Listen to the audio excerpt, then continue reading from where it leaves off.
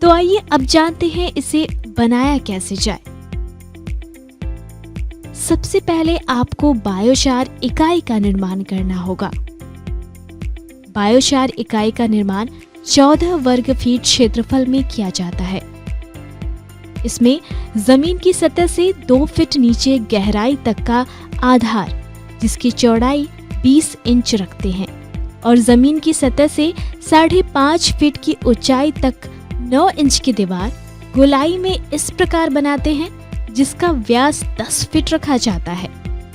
ध्यान देने वाली बात यह है कि इसमें दीवार का कार्य ईंट और चिकनी मिट्टी की सहायता से किया जाता है।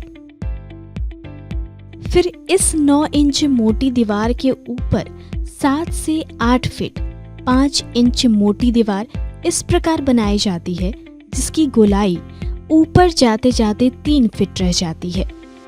नीचे सतह के पास 4 से 5 फीट का त्रिकोण दरवाजा रखा जाता है और पूरे दीवार पर मिट्टी के लेप चढ़ा दिए जाते हैं। साथ ही पूरे दीवार में एक निश्चित दूरी पर छोटे छोटे छिद्र कर दिए जाते हैं, जिसे मिट्टी की सहायता से उस समय तो बंद कर दिया जाता है, लेकिन बाद में जरूरत के मुताबिक इन छिद्रों को बारी बारी से खोला जाता है। बायोचार इकाई जब पूरी तरह सूख जाए तो बारी आती है बायोचार निर्माण की। इसके लिए फसल अवशेष यानी पराली को नीचे वाले दरवाजे के माध्यम से डालना शुरू करते हैं और परत दर परत ऊपर की तरफ ले जाते हैं। अंत में ऊपर से भी फसल अवशेष को डालकर पूरी तरह से दबाकर भर दिया जाता है। फिर इसमें इस प्रकार आग जलाकर एक मोटे लोहे की चदरे से ढक देते हैं और गीली मिट्टी के सहारे अच्छी तरह किनारों को बंद कर दिया जाता है ताकि कोई गैस का रिसाव ना हो। फिर सबसे ऊपर वाली लाइन के छिद्र को खोल दिया जाता है, जिससे धुआं बाहर की ओर निकलने लगता है।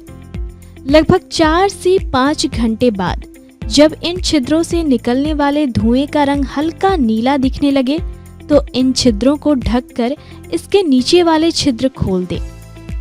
लगभग 24 से 36 घंटे के बाद बने बायोचार को निकालने के लिए नीचे का दरवाजा खोला जाता है और इसके सहारे बने बायोचार को निकालते हैं। निकालते वक्त पानी की व्यवस्था रखें ताकि हवा की उपस्थिति में जलने से बचाया जा सके। किसान भाइयों, इस प्रकार बने बायोचार का उपयोग आप अपने खेतों में 20 क्विंटल प्रति एकड़ की दर से कर सकते हैं। इसमें कार्बन सबसे अधिक मात्रा यानी कि 77%, नाइट्रोजन 0.46%, फास्फोरस 2.7% और पोटाश 3.9%।